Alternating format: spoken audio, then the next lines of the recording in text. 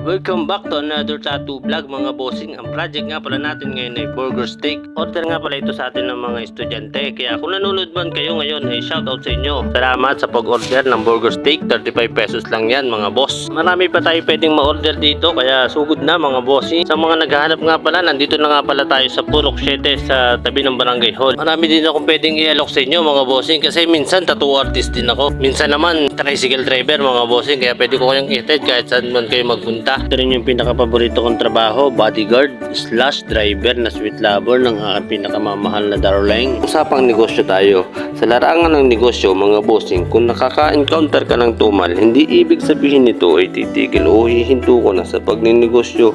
Ang tumal ay tinitiis at hindi sinusukuan. At hindi dahil may araw na matumal ay magbababa ka rin ng presyo. Tulad dito sa pagtatato natin mga boss, hindi may iiwasan may mga araw talagang matumal. Pero hindi ibig sabihin nun ay magbababa tayo ng presyo. Mas masarap pa rin sa pakiramdam na pumupunta sa iyo yung kliyente mo hindi dahil sa bagsak presyo mo, kundi dahil sa kalidad ng gawa o produkto na binibigay mo sa kliyente mo. Kaya hanggat may naniniwala sa iyo, magpatuloy ka. Aapaw din ng biyaya galing sa taas. Magtiwala ka lang.